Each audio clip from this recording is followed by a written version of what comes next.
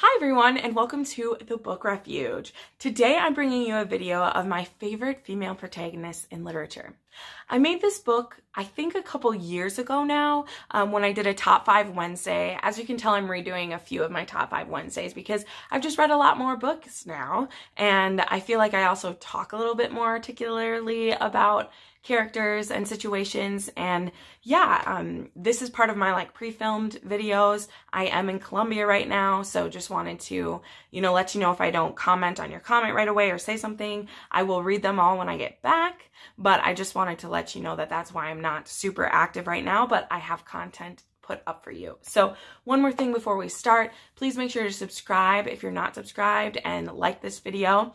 It just really helps out my analytics, which, we're all about that here on YouTube, Booktube. But mostly I want you to join because I talk about books 3 to 4 times a week. I make these recommendation videos. I do book reviews. I also have an Outlander series I'm doing right now where I'm doing reviews for all the books as I reread them, as well as for episodes of the TV show. So just a few things you could look forward to here at the Book Refuge. So let's go ahead and get started. I tried to pick people I didn't pick before, but I didn't go back and watch that video. So for all I know, half of these people could be the same. I know for sure at least 2 of them probably are the same, but I also have some new favorite protagonists that I didn't have before. And one of those I want to talk about right away is Rory Thorn from How Rory Thorn Destroyed the Multiverse. So this is a book I read in January, or maybe I think it was January.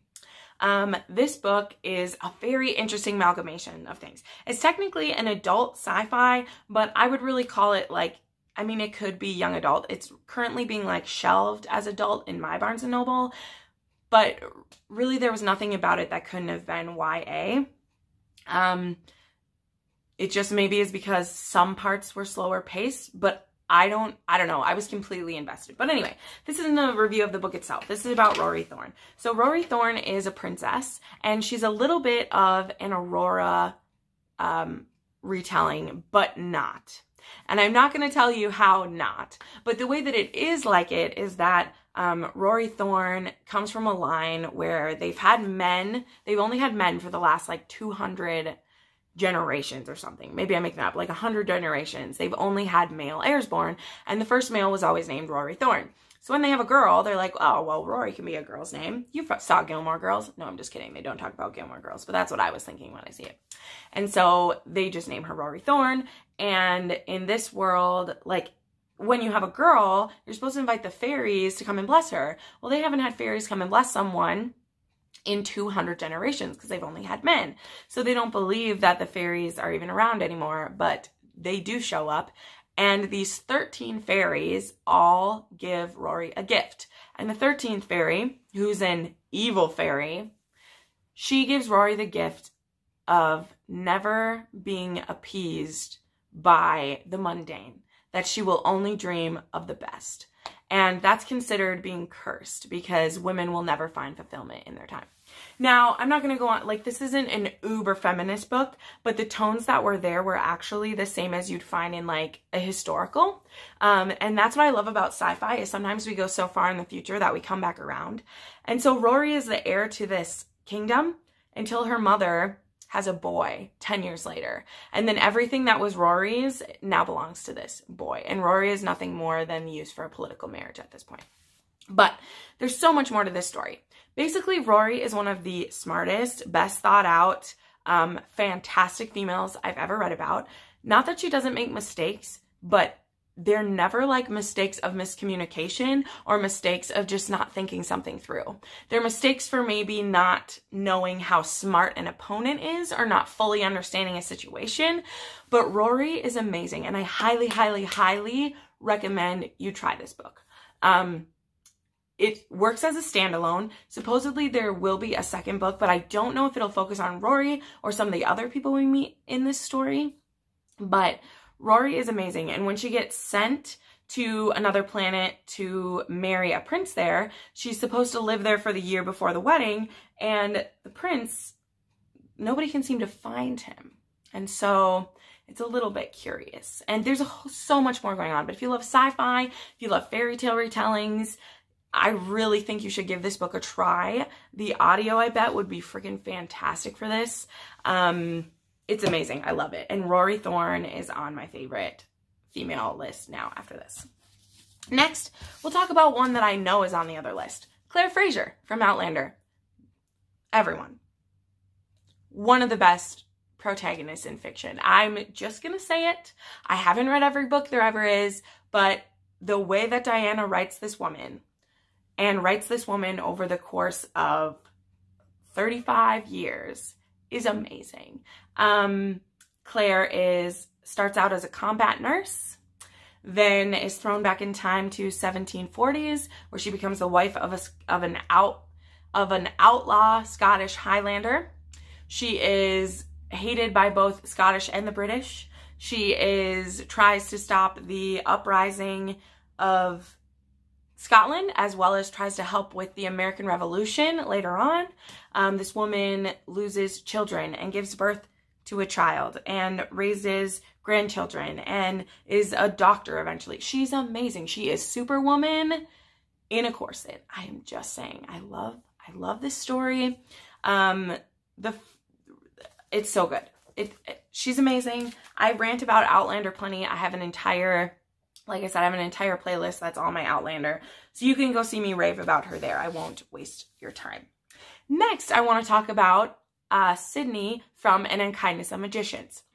A few of these books I don't have with me because if I really like a book, my sister steals it from me. So that's what is happening there. Hi, Beth. Love you. This book is so interesting. It is just, it's weird. It's hard to explain.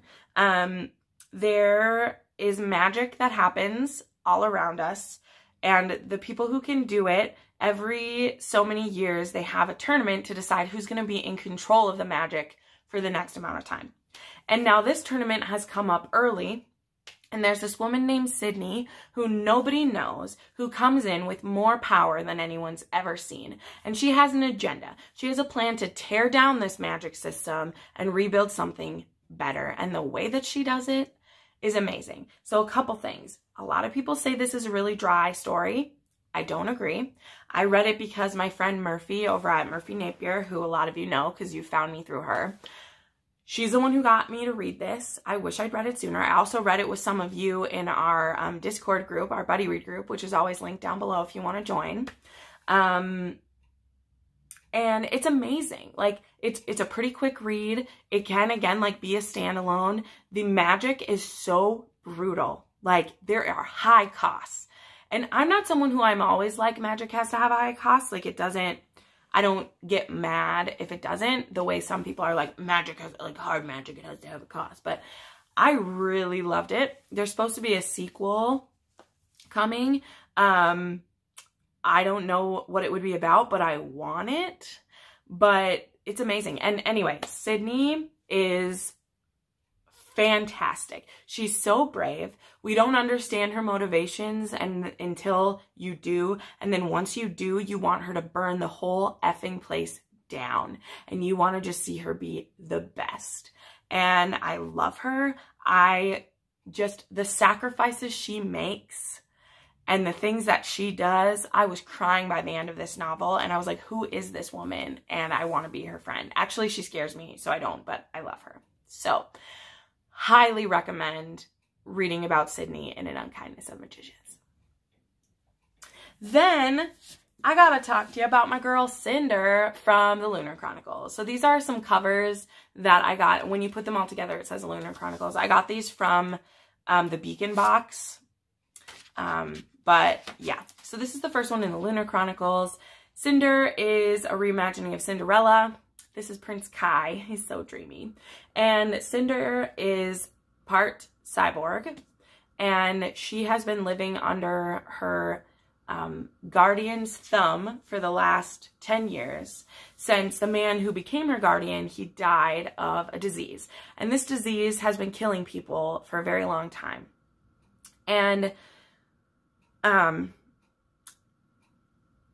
they have no idea how to get a cure from it. And this is also a time where, like, there's people who live on the moon and they're called lunars, and they have special mind control powers where they can mess with you and stuff. And it's hard to like say what's going on, because I just realized that if someone hasn't read this, anything I say could be a spoiler. But anyway, there's an evil queen on the moon. Her name is Lavanna, and she wants to marry well, he's the prince at the time.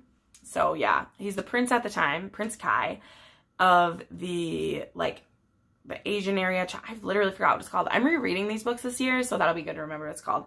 And she wants to marry him so that she can be an empress when his father dies, and like weasel her way onto Earth and start getting power there. And he's running out of reasons to be able to resist her. And then he meets Cinder at a ball that's being held, and she ends up there for reasons. And it starts off, and that's just the beginning of that's just this book. This is an entire book of fairy tale retellings, and these people, it builds a team of people that I just love so much. The Rampion has my heart. Anyway, but I love Cinder because she's a very reluctant hero.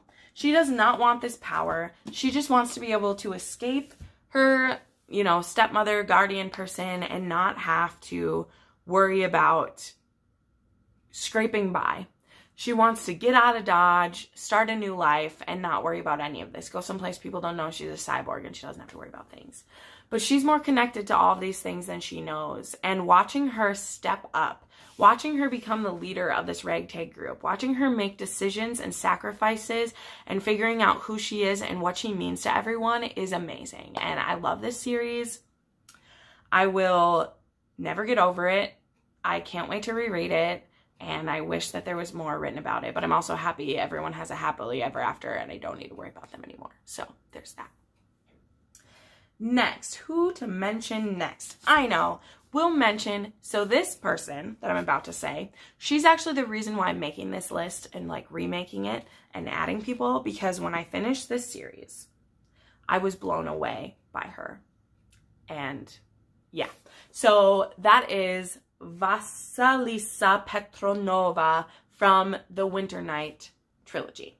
This is the third and final book, which is The Winter of the Witch, which I read last month and mispronounced like every single time in every video that I talked about. I called like the Winter of the Witch of Winter or whatever.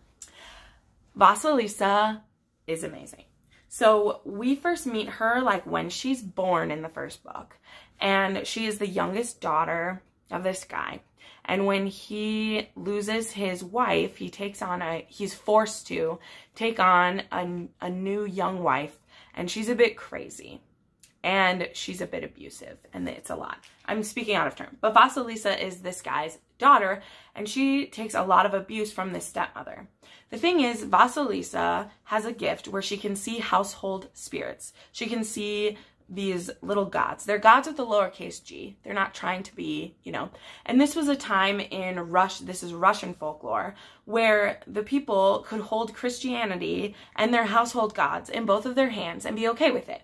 They knew these things weren't capital G God, and they weren't trying to make them that. But it was more of like a ritual thing, like to save ill luck, you would put your bread out for the household sprite so that it would eat it, and then it would protect your home from evil. And then there was the water sprites, who they would protect the pond from evil, and they would make sure they would keep the fish under control. And Vasilisa can see them. And her new stepmother can see them too.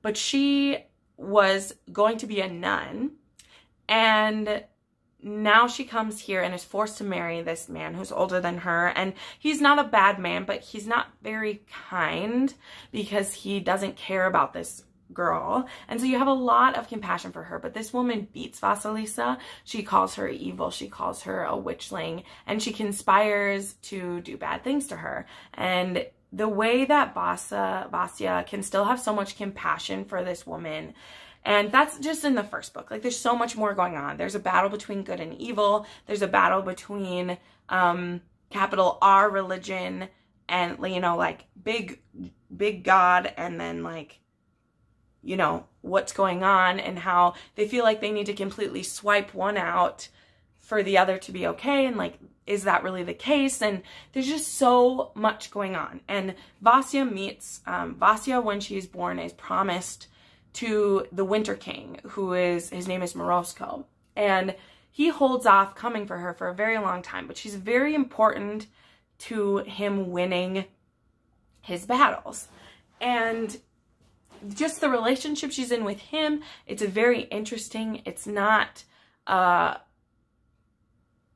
don't know, like it's so layered. And the way that things went down in this book, the choices that Vasya makes, the sacrifice, there's a pattern. I like sacrificial people. I think a lot of us do.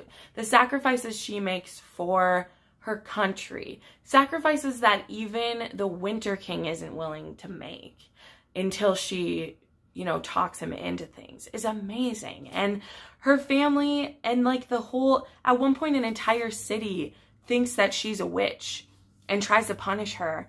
And she wants to hold it against them and just burn it all down. But she understands that they're scared and that they're making bad choices because they're being tormented and lied to.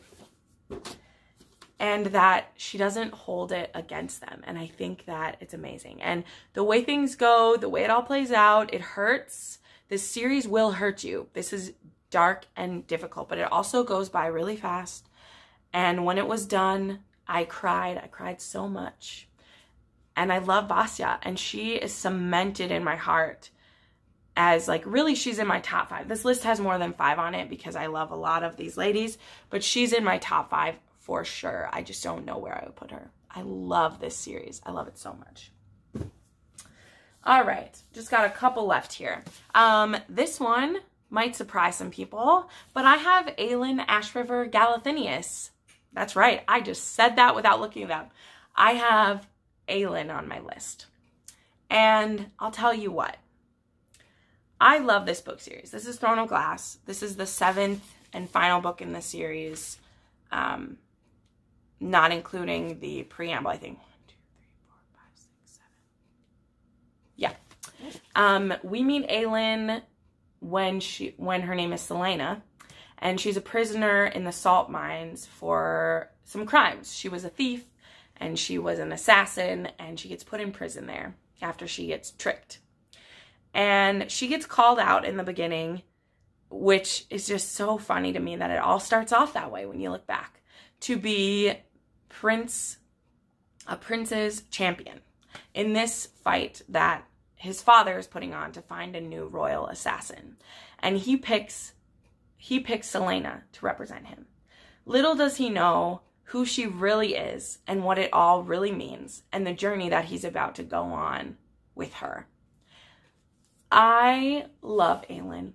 She goes through so much before we ever even meet her, before we ever even read like the prequel stuff about her, the little prequel novellas about her, the things that she goes through, especially in the beginning of this book. This was over a year and a half ago that I read this book, and I still remember the pain I was in when I was reading it. Because the things she has done to save the people she loves, specifically like individual people and them as a whole, to hold off this evil, like witch, this evil, powerful being, is heartbreaking. The things she has to do, the path she has to walk is heartbreaking to me. And I love how smart she is, how brave she is, how she never lets things defeat her, how she's still willing to love and be a good friend and be a good leader after everything she's went through, and that she's able to hold on to sanity. And I love it. There is so much that happens in this book series, and people call it trash, people say whatever, and I think you're stupid if you call this trash.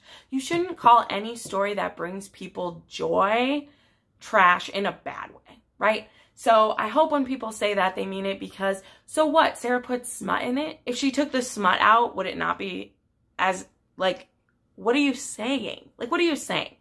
But then again, I'm someone who I love, and I want to see those parts because that's it's real and you're a full person. So I don't know. I don't understand it. I don't need, like, I'm not like bashing people who say that, but I am like bashing it if you want to bash something that brings me joy. Any book that keeps you reading, any book that keeps you entranced in a story, any book that when you finish it makes you want to read another one was worth it to me. Whether it fits in an erotica category where you would call it trash because you're afraid to read it in front of your mom or at work, or it's a book that is about philosophy and is making you think about the world. Like, nothing is trash if it gives you a joy of reading and a joy of life. I'm putting it out there. I don't care. Whatever. But that was a side rant. I love Aylin. I love watching her grow. I love that she doesn't have an endgame love interest from the beginning. Spoiler alert. I like that because it's real. It's real. You're not always going to be with the first person. Sometimes you are, and that's how it goes. But other times you're with someone, you think you love them the most, and then you don't, and you're bitter about it. And then you meet someone new and you're like, I was waiting for you. I love Aylin. I love this story. I love all of it. All right, I got 2 ladies left. First, I have Jane Eyre. I won't talk too much about this because the things I feel about her are kind of how I feel about a lot of these other characters I've mentioned so far. As you can tell, I have a type. But I really love Jane Eyre because of her strength of character. And Jane doesn't do a ton of brave things to the outside eye. Jane is belittled and treated poorly and abused her entire life. When her uncle dies and her aunt holds it against her and mistreats her, Jane just wanted love. When she goes to Lowood School and that abuse continues, she has a friend and her friend dies. And then she gets the job at Thornfield and she's finally an independent woman working for a wage, ready to do a good job, help teach a child life skills and knowledge. And then she meets Mr. Rochester. And that little bit of wild side, that little bit of impulsiveness that she has pushed down, that she has overcome, comes out again. And she's like, wow, I can actually be happy. Only to have it be, well, the feelings aren't a lie. The situation she's in is a lie. And though she could have what she wants and no one would know, but she would know and God would know. And she wouldn't be able to look herself in the mirror, which is already hard enough for her because she hates what she sees. But she wouldn't have dignity anymore if she just gave in to pleasure and gave in to worldly things. And I recently just watched the play adaptation of this when I was home a couple weeks ago. And there's a line that the actress says over and over again where she's like, the more that I'm mistreated, the more that I'm disparaged against, the more I will respect myself. And I love that. I love that because Mr. Rochester's not trying to disrespect her. He's lived his own battles. He's lived a struggled life as well. Having money doesn't make things all perfect. But Jane can't worry about him in that moment. She has to worry about her soul and about what she can live with and how she can sleep at night. And she's forced to leave. And it's horrible. But she's respecting herself. And if she's supposed to be with Mr. Rochester, it's going to work out. And I love it about her. I love that. And that's what I take from Jane Eyre. And I know it's not a perfect relationship that's happening, and people call it toxic and that he's so mean. And I agree. I don't think Mr. Rochester's a great dude. I don't think he's evil. I think he's confused and struggling with things too. But it's watching Jane through his love and through her own, dignity. She doesn't need his love to make her worthy. She was worthy before, and she'll be worthy after. And in fact, she'll have a self-respect that she would have lost if she'd given into lust and given into the throes of passion that were going to happen with someone who loved her, she couldn't have loved herself. And I think, especially because Jane Eyre is a first-person classic, I really think it has a lot to say to us. And if you focus more on Jane and the thoughts and less on the love story, which I almost never say, because you know I love the love stories, she is amazing. And I love her. I really do. And she's a much quieter, controlled woman than a lot of these others I've chosen. But I admire Jane. And I've said this, like, just when we went to see it, I was like, I don't know that I would leave. Because if we went to Rochester's private island where no one knows us and we could just live together and I knew he wasn't treating his wife badly, would I leave him when I've never had joy or pleasure like that in my life? And I don't know that I would, but I want to say that I would. I want to say, oh, I'd be like Jane. I wasn't going to talk that much about her. Foolish. All right. Last but not least, if you are a close follower of me, you'll know I have to have this on here. So one of my other favorite female protagonists, and the last one we'll talk about today, is Rose from Northchild, also known as East, which is my favorite book I've ever read. Still to this day, is East.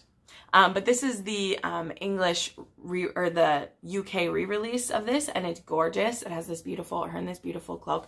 I still really want there to be a version that has like her actual cloak design, because Rose can weave and she makes her own cloak.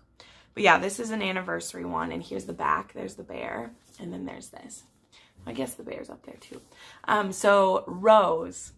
So this story is a retelling of East of the Sun, West of the Moon, which will seem a little bit like a Beauty and the Beast to you all. But East of the Sun, West of the Moon is a Norwegian fairy tale. But Rose is the youngest daughter of a family of 7. And her sister gets sick, and this polar bear, this big white bear, shows up and says that her sister will be healed the next day if Rose will come and live with him for 1 year. And now there's some stuff going on I won't get into that. Number one, Rose wants to help her sister because her family has lost a daughter before, and it was devastating. And she loves her sister, but also there's some family drama where Rose wants to get away for a while. So at 16, she goes off with this white bear and lives in his castle with him, where all of her needs are provided for. She can weave to her heart's content. She can read to her heart's content. And she's alone there. And every night, someone comes and sleeps in her bed with her. And now this is a huge bed. Think the biggest king-size bed you've ever seen. And someone comes and sleeps in her bed and sleeps on the far side of the bed, doesn't touch her, doesn't make a move, nothing. But every night, this man comes in there to sleep. And Rose thinks it's the white bear, but he's not big enough to be the bear, and she doesn't understand, and she doesn't realize, and she's kind of creeped out. And eventually, she looks and sees who's in that bed with her. And then that sets us off on a whole other adventure for Rose to right the wrongs that she's done, this being who's over there. So, the reasons why I love Rose so much. She is fearless. She is a true Gryffindor. Rose is the Gryffindoriest Gryffindor that ever Gryffindored, maybe besides like Harry Potter. And I adore her. I read this book the first time when I was 13 years old. You'll know I read it every year. I have 4 different copies of it now. And it's because Rose entrances me. This story is told in a lot of different points of view, actually. It's not just Rose. We see her brother Nettie, her father, the white bear who comes to get her, and the villain named the Troll Queen as well. And I just love her. I love that she's willing to save her sister. I love that she's willing to call her family out in the situation that is, you know, that causes her to be angry with them. That she's like, wow, you guys really lied to me and have been, you know, tricking me all this time about something. And I love that she just fearlessly is like, this bear could eat me, but I'm going to do this for my sister. And I also, you know, it's a little bit to her detriment, but she's very curious, and that's something that I am too. And while curiosity doesn't kill the cat, it does hurt the polar bear, that's for sure. Kill the polar bear. And I just think that I would be a lot like Rose in the situations that she's in. But then when things go wrong and she realizes how bad she's effed up, she doesn't even hesitate. She cries for a little bit and then she picks herself up and she's like, it's go time. I am going to fix this. And I don't care if there's a reward for me at the end. I don't care if there's love waiting or a magic castle or a fairy tale prince. I'm going to fix what I did wrong and I'm not going to expect anything from it. And even when she gets to where she's going and things maybe don't seem like they are what they are, she still is like, I still owe it to myself and to this person to give them a choice. And I think that's being vague enough about this story. But I love Rose. She will always, always be a favorite. This is a book that has consistently held up for me. A lot of other books, you reread and sometimes they start to lose their sparkle, lose their shine. That never happens for me. Every time I sit down with this book, it's like reading it almost for the first time again. And I'm going to be 27 now. And 14 years later, I still feel that way about this book. And I just think that that is so beautiful. Like, I think that is so beautiful. So there you go. So there you are. There is, I think that was 8 or 9 of my favorite female characters. Characters that I have loved for a very long time and characters who are newly my favorites. So tell me who your favorite characters are your favorite female protagonists. Tell me who they are. Why? Do you agree with any of these? Are you interested in any of these books? A few of these I have reviews for them up on my channel, including The Kingdom of Ash, East, and Outlander. I all have reviews of those if you want to learn more. So check out my book review playlist if you want more. I put up new videos 3 to 4 times a week, and make sure you subscribe and hit that bell to be notified when I upload. Thank you so much for watching. Have a great day. Bye.